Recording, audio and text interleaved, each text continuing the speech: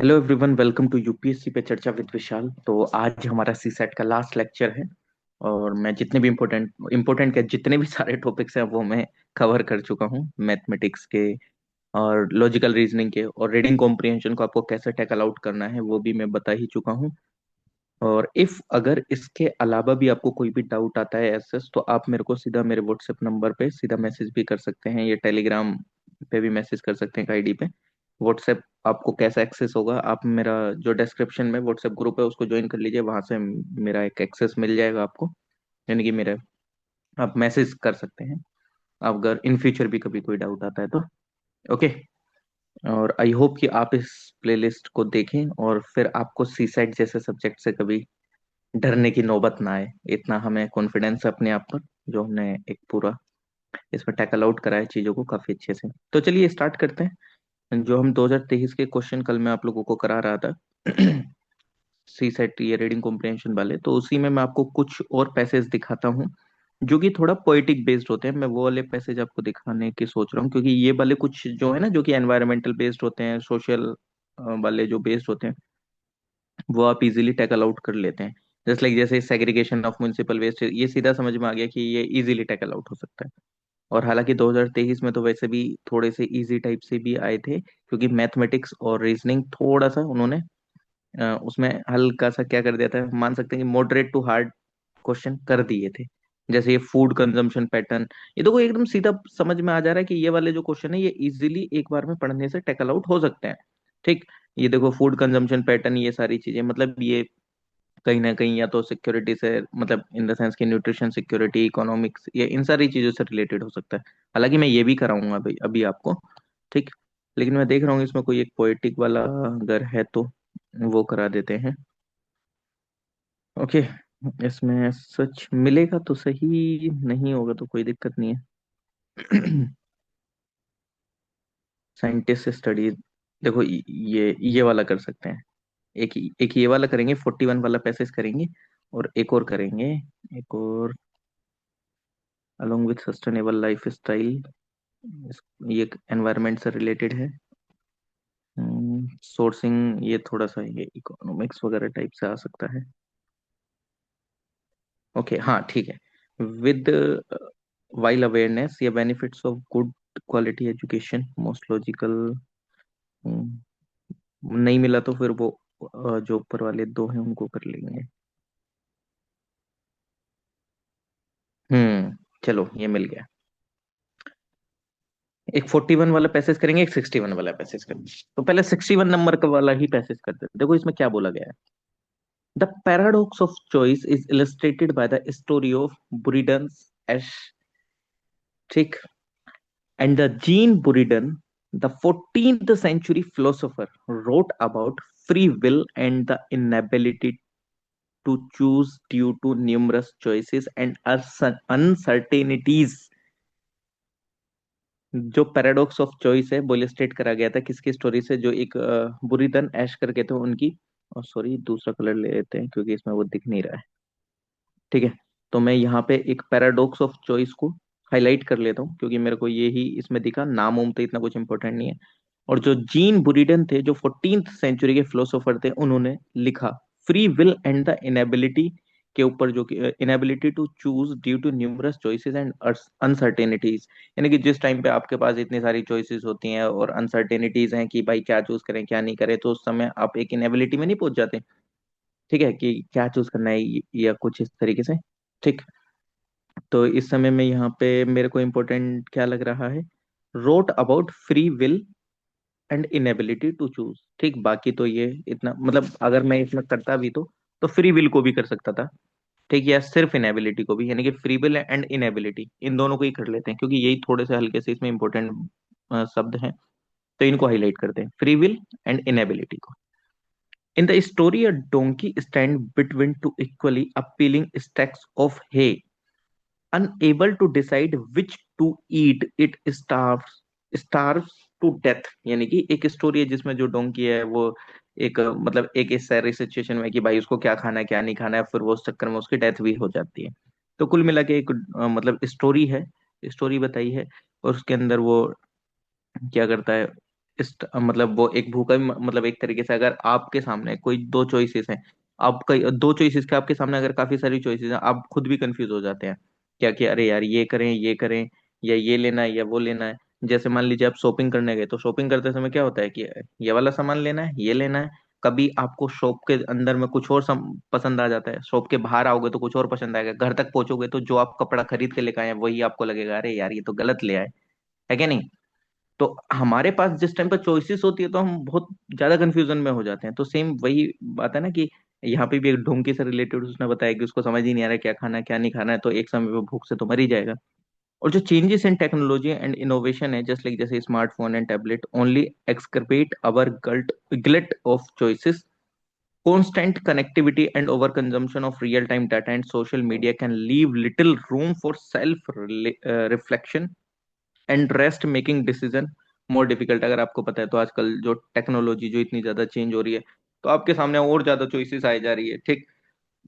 और जो लगातार हमारी कनेक्टिविटी और जो ओवर कंजम्पशन है रियल टाइम डाटा का और जो सोशल मीडिया इन सारी चीजों का, तो अब हमारे पास बहुत ही कम ऐसा एक समय बच गया है कि हम डिसीजन बना सकें। यानी कि एक डिसीजन मेकिंग वाला जो टास्क है वो बहुत ज्यादा एक डिफिकल्ट हो चुका है, एक ऐसा आप समझ सकते हैं। लाइफ जो है इज अबाउट चॉइसेस। अब लाइफ जो है हमारे पास चॉइसेस की है, ये करना है, ये करना है, वो करना है, वो करना है। जस्ट लाइक जैसे आप सोशल मीडिया ही देख लो, आपके पास तीन चार प्लेटफॉर्म है।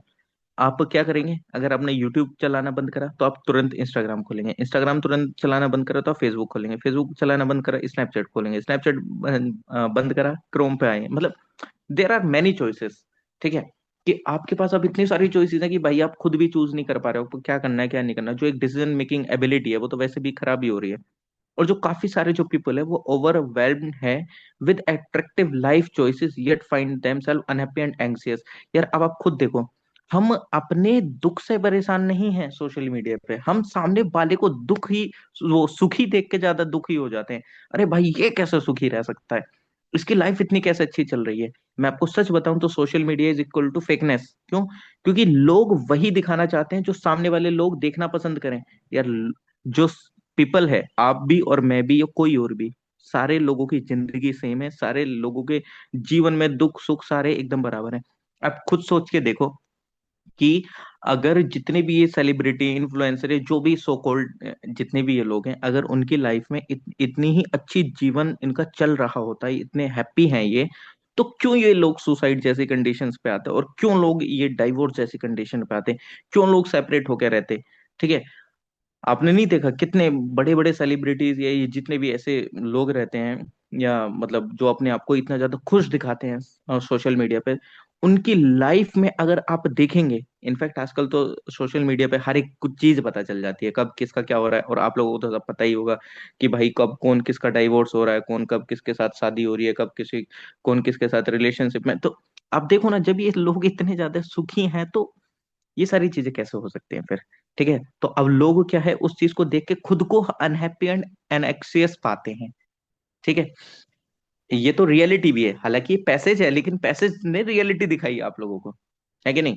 अब ये पैसेज जो क्वेश्चन पूछता है कि इनमें से अब आपको बताना है मोस्ट लॉजिकल मैसेज जो कि इस पैसेज के द्वारा दिया गया है। और जो मोस्ट लॉजिकल पैसेज मतलब इसके द्वारा जो एक मतलब मैसेज इसके अंदर था, वो ऑप्शन के अकॉर्डिंग आपको देखना है। देखो फर्स्ट ऑप्शन है कि जो मॉडर्न टेक्नोलॉजी है enfeebles societal structure and makes life difficult. Okay, मतलब एक तरीके से इस मॉडर्न टेक्नोलॉजी ने पूरा सोसाइटल स्ट्रक्चर ही बहुत ज्यादा एक नेक्स्ट लेवल पे जाके खड़ा कर दिया है और लोगों की जो लाइफ है वो डिफिकल्ट बना दी है, ठीक। बी ऑप्शन बोलता है कि जो मॉडर्न लाइफ है वो पूरी एक अनसर्टेनिटी से भरी पड़ी है और एंडलेस डिफिकल्ट चॉइसेस है। मतलब आपके पास चॉइसेस ही इतनी ज्यादा हो गई हैं आप समझ ही नहीं पा रहे हैं, और आपकी लाइफ पूरी अनसर्टेनिटी से भरी पड़ी है।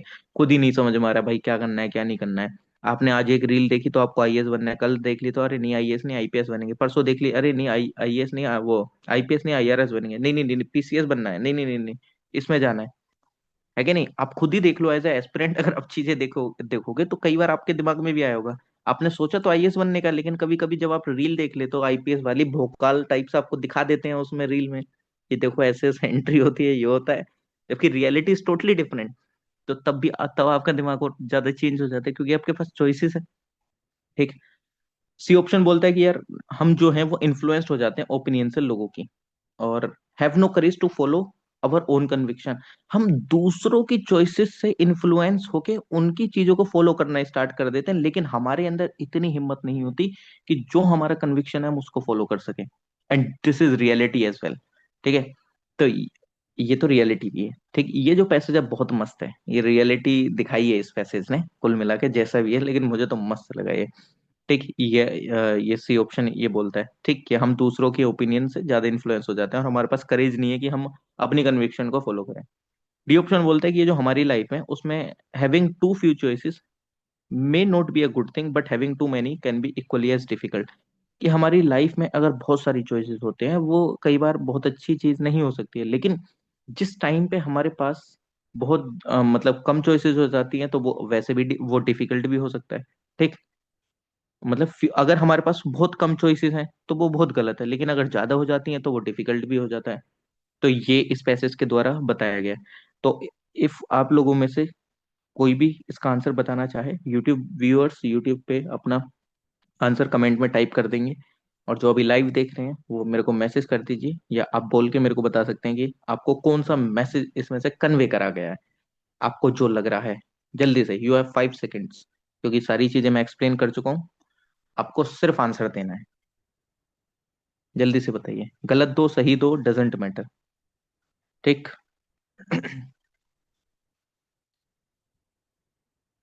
5 सेकेंड्स हैं, जल्दी से बताओ।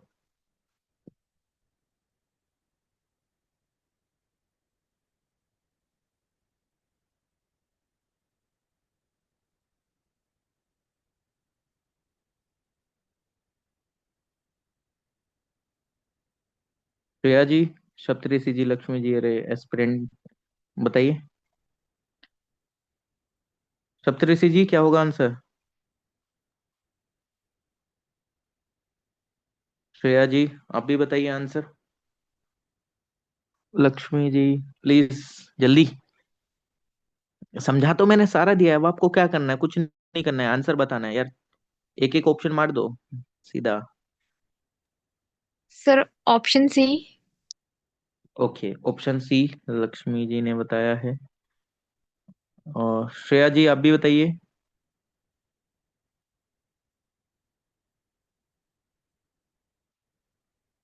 जल्दी से, इतना टाइम क्यों लग रहा है अब? सप्तऋषि जी आपका क्या ऑप्शन होगा? सर ऑप्शन बी लग रहा है। Option B. ओके, और कोई, एनीवन?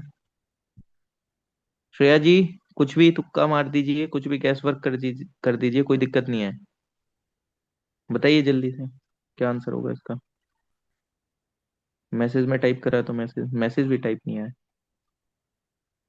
चलो कोई दिक्कत नहीं, अब हम बता देते हैं। ये देखो, सबसे पहली बात, ये जो ऑप्शन है, सबसे पहला ऑप्शन क्या बोला गया कि मॉडर्न टेक्नोलॉजी जो है वो बताती है सोशल स्ट्रक्चर को ना पूरा डिफरेंट कर दिया है, लाइफ डिफिकल्ट कर दिया। देखो, सोच टेक्नोलॉजी के बारे में चीजें कही गई हैं, लेकिन इसने पूरा टेक्नोलॉजिकली चीजें एकदम उसके ऊपर नहीं है। इसने पहले बताया कि देखो ये जो फिलोसफर है उन्होंने नंबर ऑफ चॉइसेस बारे चीजें बताई, फिर उसने रीजन, फिर उसने ये एग्जाम्पल दिया मॉडर्न टेक्नोलॉजी का। ठीक है, कि इसकी वजह से इतनी ज्यादा चीजें हो गई हैं। तो फर्स्ट ऑप्शन जो है वो पैसेज के अकॉर्डिंग मैसेज तो नहीं कन्वे कर रहा है। ठीक, तो फर्स्ट ऑप्शन इसलिए इनकरेक्ट। बी ऑप्शन की मॉडर्न लाइफ जो है वो पूरी uncertainties and endless difficult choices से भरी हुई है। ये एग्जैक्टली exactly है, लेकिन ये कोई एक मतलब ऐसे समझो कि ये पूरा तरीके से ये मैसेज नहीं दिया गया है इसमें। ठीक है, उसने पूरी तरीके से ये मैसेज नहीं दिया है। कि मतलब ये बात जरूर कही गई है कि हमारे पास डिफिकल्ट चॉइसेस हैं, एंडलेस डिफिकल्ट चॉइसेस हैं, अनसर्टेनिटीज हैं, लेकिन इसके पीछे काफी सारे कारण हैं कि क्यों है क्यों नहीं है। ये एक क्या है, ये एक उसने रिजल्ट बताया कि हमारे पास ये सारी चीजें हैं, हुई हैं, लेकिन क्यों हुई है वो नहीं है हमारे पास आंसर इसमें, इस बी ऑप्शन में। तो डेट्स वाई बी ऑप्शन भी नहीं होगा। सी ऑप्शन बोला गया कि हम जो इन्फ्लुएंस हो जाते हैं दूसरे की इन्फॉर्मेशन से, ये बात कही गई है लेकिन लास्ट लाइंस में कही गई है ये सारी चीजें। तो यानी कि पूरा जो पैसेज है वो लास्ट लाइन पे तो डिपेंड नहीं कर रहा है, वो जो पूरा पैसेज है। ठीक है, तो डेट्स वाई सी आंसर भी नहीं होगा।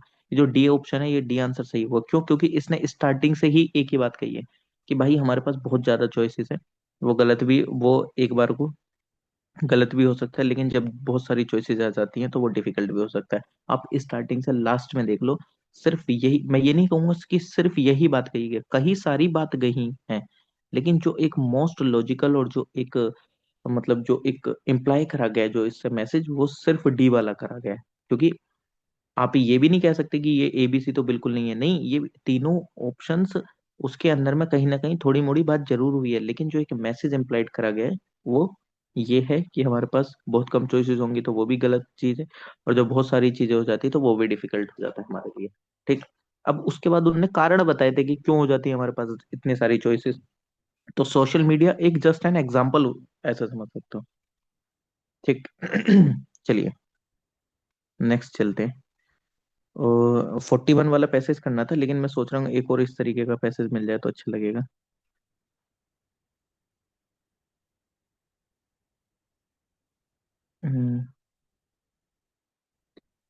40 वाले पैसे पे चलना पड़ेगा वरना।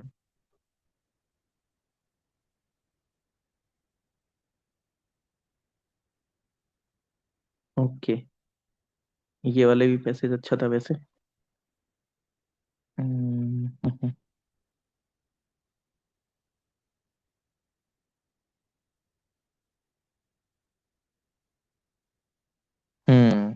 इसको देखो। ये पैसेज पढ़ते हैं। The last end of the state is not to dominate men, nor to restrain them by fear. Rather, if it is so, to free each man from fear, that he may live and act with full security and without injury to himself or his neighbor। ये पहली line ही अभी आके खत्म हुई है। Anyone, अगर किसी को समझ में आए तो इसने क्या बोला है इसमें, बता सकते हैं कि क्या बोलना चाहा है इसने, कवि का तात्पर्य क्या है यहाँ पर? कि the last end of the state is not to dominate man, not to restrain them by fear, rather. बताओ जल्दी से, क्या क्या मतलब है इसका? पता चल रहा है कि कुछ के नहीं?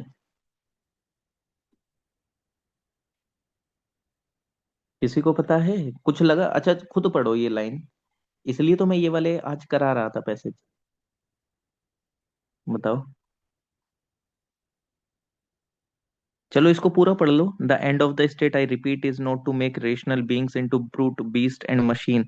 It is enable their bodies and their mind is to function safely. It is to lead man to live by and to exercise a free reason, that they may not waste their strength in hatred, anger, and jealousy, or nor act unfairly toward one another। क्या मतलब है इसका?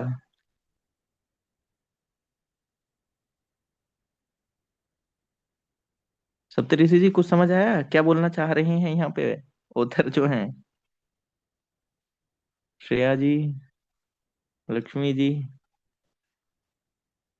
देखा, तो आप लोगों के लिए हम क्वेश्चन अच्छे अच्छे कराते हैं, ताकि ये नहीं, आज इजी इजी क्वेश्चन तो मैं भी अभी 2 मिनट में सोल्व करा के चला जाऊंगा, है कि नहीं? तो अच्छे अच्छे क्वेश्चन कराएंगे तो आप लोगों को भी समझ में आएगा ना। अच्छा चलो ठीक है, कोई दिक्कत नहीं है।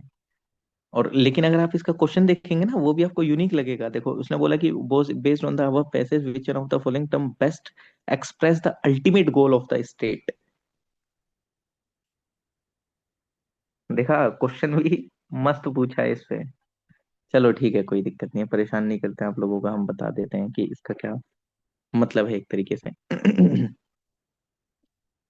देखो, इसका मतलब एक तरीके से ये है कि जो मतलब जो राज्य का जो अंतिम लक्ष्य है ना, मनुष्य पर, एक तरीके से ऐसा समझ लो, उसको डोमिनेट करना नहीं है।